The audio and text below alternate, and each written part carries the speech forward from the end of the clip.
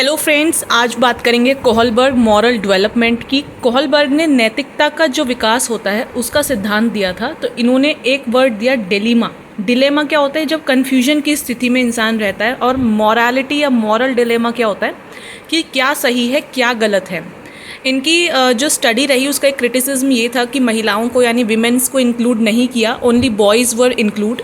और इन्होंने एक नाम दिया था हिंस डिलेमा। हिंस एक व्यक्ति था जिसकी वाइफ बहुत ज़्यादा बीमार थी और उनको बहुत ज़्यादा पैसे की ज़रूरत थी, उनके पास पैसे नहीं थे। तो वो कहाँ जाते हैं? एक केमिस्ट के पास जाते हैं। तो वो केमिस्ट उनको जो 5,000 की दवाई है वो उनसे कहता है कि इसके तुम्हारे लिए 10,000 लगेंगे, चाहिए तो ले लो। अब उनके पास तो पैसे ही नहीं है, तो वो क्या करें? तो इन्होंने क्या करा कि बच्चों से क्वेश्चन किया कि ऐसी परिस्थिति में क्या करना चाहिए। तो कई बच्चों ने अलग अलग तरीके के आंसर दिए, जिससे कि उन्होंने ये मॉरालिटी उनकी पर्सपेक्टिव से क्या है, उन बच्चों के मतलब हर किसी व्यक्ति के नज़र में मॉरालिटी अलग है, सही या गलत अलग है। किसी ने कहा कि उनको पैसे दे के दवाई लेनी चाहिए, किसी बच्चे ने कहा कि नहीं उनको दवाई चुरा लेनी चाहिए, किसी ने कहा कि जो इस वक्त सही है कि वो किसी से हेल्प लें, किसी से पैसे उधार ले लें। तो हर किसी का अपना एक नज़रिया था जिससे उनको मॉरल डेवलपमेंट के बारे में पता चला। और इसका बहुत क्रिटिसिज्म भी होता है इस थ्योरी का, लेकिन इम्पॉर्टेंट थ्योरी है, क्वेश्चंस काफ़ी आते हैं। तो हाइंस डिलेमा यानी कि क्या सही क्या गलत है और हर किसी का अपना एक नज़रिया होता है। तो ये बहुत ही संक्षिप्त में हमने ये चीज़ कर ली है। तो यहाँ से जो क्वेश्चंस बेसिकली बनते हैं वो स्टेजेस यानी कि लेवल्स में से बनते हैं। तो देखिए, इस थ्योरी को इन्होंने बांटा है 3 लेवल्स में: pre conventional level, conventional level, post conventional level. और इसमें 6 स्टेजेस हैं। ये बहुत इंपॉर्टेंट हैं, यहीं से क्वेश्चंस आते हैं कि इस स्टेज में ये है, इस स्टेज में ये है, इस तरीके से क्वेश्चंस पूछे जाते हैं। तो बहुत ही ध्यान से समझेंगे। बहुत सिंपल थ्योरी है, बहुत ही सिंपल। एज आपको याद ना भी रहे तो भी कोई दिक्कत नहीं है, लेकिन आपको याद रहना चाहिए कि हर एक स्टेज में क्या हो रहा है। तो देखिए, पहली स्टेज है ओबीडिएंट एंड पनिशमेंट की। ओबीडिएंट एंड पनिशमेंट यानी कि जो बच्चा है वो आपकी बात मानेगा क्योंकि उसको पनिशमेंट नहीं चाहिए। यानी कि उसे पता है कि अगर मैंने होमवर्क नहीं करा तो मुझे टीचर की डांट पड़ेगी, मुझे पनिशमेंट मिलेगी, या मैंने मम्मी का ये काम नहीं करा तो मुझे पनिशमेंट मिलेगी। तो वो ओबीडियंट रहता है, आपकी बात को मानता है, एग्रीमेंट करता है विद अथॉरिटी। यानी जो बड़े हैं, पेरेंट्स हैं, तो उनकी टीचर्स हैं, क्योंकि उसे पनिशमेंट नहीं चाहिए। सबसे पहली स्टेज ये है, obedience to avoid punishment. Second stage बहुत सिंपल, उसको क्या चाहिए? टिट फॉर टैट वाली चीज़ उसको समझ में आती है कि तुम मेरे लिए जो करोगे, जैसा एटीट्यूड तुम्हारा मेरे लिए रहेगा वैसा ही एटीट्यूड तुम्हारे प्रति मेरा रहेगा। यानी कि अगर किसी बच्चे ने उसके साथ अपना लंच शेयर किया है पहले दिन, अगर वो नया नया स्कूल में गया है, तो अगले दिन वो भी क्या करेगा? अपना लंच उससे शेयर करेगा। यानी कि how you will treat me, मेरा एटीट्यूड वैसा ही रहेगा जैसे तुम मेरे लिए करोगे। यहाँ से क्वेश्चन भी आता है कि टिट फॉर टैट वाली स्टेज कौन सी होती है? तो ये सेकेंड स्टेज होती है फर्स्ट लेवल के अंदर। बहुत सिंपल है, बहुत ही सिंपल थ्योरी है, आराम से समझेंगे। उम्मीद है यहाँ तक आपको समझ आ गया होगा। पहला, ओबीडियंसी, बच्चा ओबीडियंट रहता है पनिशमेंट को अवॉइड करने के लिए, आपकी बात मानेगा, जो बड़े हैं, टीचर्स हैं, पेरेंट्स हैं, होमवर्क करके लाएगा ताकि पनिशमेंट ना मिले। दूसरा, टिट फॉर टैट, जैसे को तैसा। अगर आपने उसके साथ उसको रिवॉर्ड दिया है या फिर आपने उसकी तारीफ़ करी है तो वो भी आपके लिए वैसा ही करेगा। अगर आपने उसके साथ अपना पेन शेयर किया, कॉपी शेयर करी, उसका होमवर्क करने में हेल्प करी, तो वो भी आपकी हेल्प करेगा। नेक्स्ट लेवल है कन्वेंशनल लेवल। कन्वेंशनल लेवल के अंदर इन्होंने हर लेवल के अंदर 2-2 स्टेजेस हैं। तो इसमें इन्होंने क्या बताया? Good boy, nice girl. यानी कि मान लीजिए बच्चे के नंबर बहुत अच्छे आए किसी पेपर में, किसी टेस्ट में, तो पेरेंट्स ने, टीचर्स ने बहुत तारीफ़ करी, तो वो आगे भी चल के मेहनत करेगा क्योंकि उसे गुड बॉय का टैग मिला है, गुड गर्ल का टैग मिला है। तो वो उसे अच्छा लगता है कि हाँ, I am a good boy and I am a good girl. तो अगर आपने मान लीजिए किसी बच्चे ने आपका कोई सामान सड़क पे गिर गया और आपको उसने बच्चे ने उठा के दे दिया वो सामान, तो आपने क्या करा? अरे वाह, बहुत अच्छी लड़की है, गुड बॉय, गुड गर्ल। तो वो आगे भी दूसरों की हेल्प करेगा वो बच्चा, क्योंकि उसे वो टैग चाहिए। Next is law and order. Law and order, जो पुलिस की जो लॉज हैं, जो ट्रैफिक के जो लॉज हैं, जो ऑर्डर्स हमारे लिए हैं जिससे कि हम डिसिप्लिन में रहें। फॉर एग्जांपल, इसका एक बहुत ही खूबसूरत सा एग्जांपल है। जैसे कि रेड लाइट होती है ना, जब रेड लाइट होती है तो हमें सब कार्स को क्या करना होता है? रुक जाना होता है।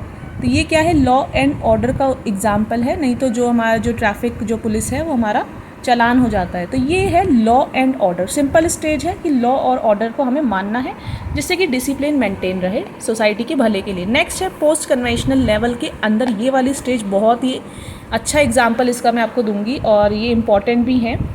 तो यहाँ पे देखिए क्या होगा, अब यहाँ पे सोशल कॉन्ट्रैक्ट होगा। कॉन्ट्रैक्ट यानी कि अब इसी एग्जाम्पल को आगे लेके चलते हैं। मान लीजिए इस गाड़ी में कोई बीमार इंसान है जिसको अर्जेंट इमरजेंसी में हॉस्पिटल जाना है, सोशल कॉन्ट्रैक्ट होगा। यानी कि अब यहाँ पे सोशल लॉ और ऑर्डर को तोड़ना उसकी मजबूरी है, क्योंकि वो रेड सिग्नल को क्रॉस कर जाएगा, क्योंकि उसकी गाड़ी में कोई बहुत एमरजेंसी में कोई पेशेंट है और उसको वहाँ पे जाना है हॉस्पिटल तक। तो इस वक्त उसके पास टाइम नहीं है कि वो लॉ और ऑर्डर को मेंटेन करे, क्योंकि उसने किसी अच्छे काम के लिए ही लॉ या ऑर्डर को तोड़ा है।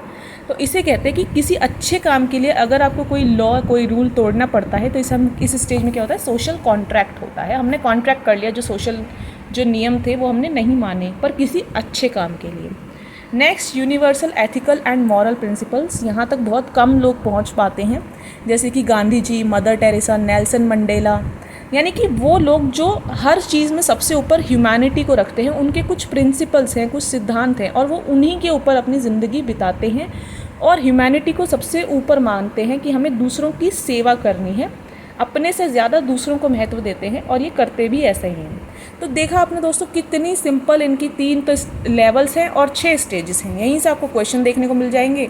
अब वो यहाँ से भी हो सकता है कि यहाँ पे जो है एक पर्सन ने गाड़ी रोक दी या फिर उसने पुलिस की बात को माना, तो वो क्या कर रहा है, कौन सी स्टेज में है, 4th स्टेज में है, क्या कर रहा है, लॉ एंड ऑर्डर को मान रहा है। किसी पर्सन ने रेड सिग्नल जंप कर लिया क्योंकि उसकी कार में कोई बहुत एमरजेंसी थी, कोई बीमार पेशेंट था, तो वो क्या कर रहा है, वो सोशल कॉन्ट्रैक्ट स्टेज में है, 5th स्टेज में। यहाँ पे सोशल कॉन्ट्रैक्ट हो रहा है। इस तरीके के क्वेश्चन टिट फॉर टैट वाला आता है। ओबीडियंट एंड पनिशमेंट की, बच्चा जो है बड़ों की बात मान रहा है क्योंकि उसे पनिशमेंट नहीं चाहिए, तो ये कौन सी स्टेज हो गई, 1st स्टेज हो गई। इस तरह से यानी कि एक क्वेश्चन जैसे यहाँ से भी बन सकता है कि बच्चे ने पहले दिन अपना लंच शेयर करा तो दूसरे दिन उस बच्चे ने भी अपना लंच शेयर करा। ये कौन सी स्टेज है, टिट फॉर टैट वाली है।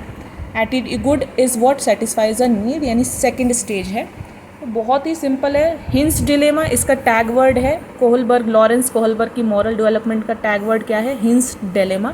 सुबह वाली वीडियो में दोस्तों मैंने आपसे बात करी थी कुछ टैग वर्ड्स की, तो वो जो है मैं इसी वीडियो में आपके साथ डिस्कस कर लेती हूँ। इससे बाहर आपको CDP के अंदर कोई क्वेश्चन नहीं मिलने वाला है। ये होते हैं टैग वर्ड्स, इनको लिखने का तरीका होता है ये। अब क्योंकि आपको पेपर देना है तो आप पियाजे के आगे और भी बहुत सारी चीज़ें लिख सकते हो अपने नोट्स के हिसाब से, कि स्कीमा है और PCSF इसकी स्टेजेस हैं, इस तरीके से इसकी स्टेजेस हैं। ठीक है, तो ये पियाजी के टैग वर्ड्स आपको याद रखने हैं। Vygotsky, Kohlberg, Chomsky, Bruner, Bandura, Gardner, Pavlov, Skinner, Spearman. इनसे बाहर आपको मिल जाए तो मुझे बताइएगा। और यही सारे जो चीज़ें होती हैं, डिसलेक्सिया, डिस्ग्राफिया, डिसकैल्कुलिया, डिस्फेजिया, ऑटिज्म, इन्हीं में से क्वेश्चन आना है। इंक्लूसिव स्कूल का क्वेश्चन ज़रूर आएगा। प्रोग्रेसिव क्लासरूम क्या है, उसमें बच्चों के साथ हमें किस तरह बिहेव करना चाहिए। PW एक्ट के तहत जो अब डिसेबल्ड जो बच्चे हैं उनको किस तरह से बुलाया जाता है। डेवलपमेंट एंड ग्रोथ में प्रॉक्सिमो डिस्टल, केंद्र से बाहर की ओर, सेफलोकॉर्डिकल, सिर से पैर की ओर जो डेवलपमेंट हो रहा है। डाइवर्जेंट थिंकिंग, जब बच्चा कई दिशाओं में सोच रहा है। कन्वर्जेंट थिंकिंग, जब एक ही दिशा में सोचता है। हेरिडिटी और एनवायरनमेंट का क्या रोल है। इस तरह से मैं आपको बोल रही थी कि आपको टैग वर्ड्स लिख लेने हैं कि CDP में यहीं से क्वेश्चंस आते हैं, तो इस तरीके से ये होती हैं चीज़ें। ठीक है ना दोस्तों, तो इसको आप अपने शब्दों में भी लिख सकते हैं, और बहुत ज़रूरी नहीं है कि आप बहुत देर तक घंटों लगा के सुंदर सुंदर से नोट्स बनाएं। जिस तरह से आपको समझ में आए उस तरह से लिखें। तो यही चीज़ें होती हैं। और ये आपकी कोहलबर्ग का मॉरल डेवलपमेंट का सिद्धांत भी यहाँ पे हो गया है। आई होप आपको चीज़ें समझ में आई होंगी। फ्रेंड्स, मैं आपसे टच में इसीलिए रहना चाहती हूँ ताकि आपके अंदर जो विल है पढ़ने की, CTET को क्रैक करने की, वो बनी रहे। और ये बहुत ज़रूरी है, आपको अच्छे से अपना 100% देना है। और हाँ, जो वो वाली वीडियो है OMR शीट वाली, वो प्लीज़ देख लीजिए, क्योंकि अगर आप मेहनत कर रहे हैं और OMR शीट में गड़बड़ होगी तो दुख हमें भी होगा, आपको भी होगा। तो ऐसी गड़बड़ ना हो उसके लिए आप वो OMR शीट वाली वीडियो प्लीज़ एक बार चेकआउट कर लीजिए। Thank you friends, bye bye, take care, have a good day.